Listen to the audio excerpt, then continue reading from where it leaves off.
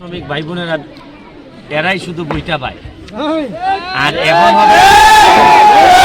হবে গিয়ে মজা মারবে চা শ্রমিকের ভাই বোন, আর বইটা পাইবে হচ্ছে গিয়ে ব্যারিস্টার সুমন ভাই।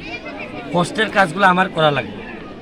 এরার কাছ থেকে ভোট নিব, আর বছরে একবার দুর্গাপূজার সময় এসে সালাম আদাব দিয়ে গিয়ে এদের জীবনের মানের উন্নতি হবে না। এই যে আমি মাত্র 4 দিন হয়েছি এমপি হয়েছি, তারপর আমি আজকে প্রায় অনেকগুলা বাগানে আমার যে কম্বল বিতরণ কর্মসূচির আওতায় ঢুকে গেছি অলরেডি। কারণ যদিও সরকার এখনও আমাকে কোনো বরাদ্দ দেওয়া শুরুই করেননি, কারণ আমার অধিবেশনই শুরু হয়নি এখন পর্যন্ত। তারপরও ঠান্ডা তো আর বসে নাই, মানুষের তো ঠান্ডা লাগতেছে। মানুষ তো আর এটা ভাববে না যে আপনি বরাদ্দ পাইছেন কি পান নাই। মানুষ বলবে তোমারে ভোট দিয়েছি, তুমি এখন আমার কম্বল দাও, আমার যেন কোনো ঠান্ডা না লাগে।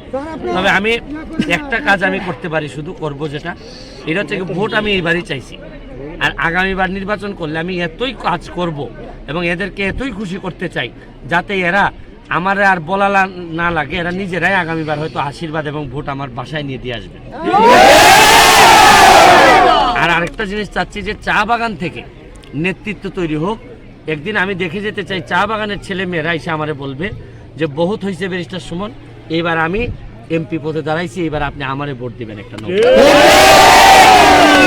কালেঙ্গার টিপলাপল্লীরা এদের কোনো এই 5টা মৌলিক, এর মধ্যে 5টাই নাই। এদের বিষয়ে কি? আমি আদিবাসী চা শ্রমিক ভাই বোন যারা আছেন এবং আমার যারা আরও উপজাতি যারা আছেন সম্প্রদায়, বিভিন্ন সম্প্রদায়, আমি সবাইকে এমনভাবে এমন একটা প্রোটেকশনের আন্ডারে আনতে চাই যাতে এরা এই জায়গাটাতে, আমি পুরাপুরি একটা সোনারঘাট মাধবপুরকে আমি একটা পর্যটন নগরী ঘোষণা করতে চাই। আর পর্যটন নগরীর আওতায় যদি চলে আসে তাহলে আমাদের ছেলে মেয়েরা, আপনি আদিবাসী বলেন, চা বাগানের যারা আছেন তারা বলেন, সবাই দেখবেন অর্থনৈতিকভাবে অনেক বেশি স্বাবলম্বী হবে। আর অর্থনৈতিকভাবে স্বাবলম্বী হইলে আর এইসব দুঃখ দুর্দশার কথা শোনা লাগবে না। আমি এটাই বারবার বলছি, এমপি হিসাবে আমার কাজ হচ্ছে গিয়ে এদেরকে শক্তিশালী করা। আর আমার কাজ কিন্তু এটা না যে এমপি হয়ে আবার মন্ত্রী হওয়া, বরং যা হয়েছে তা আমার জীবনে অনেক, বরং এখন তাদেরকে দেওয়ার সময় আমার। Thank you.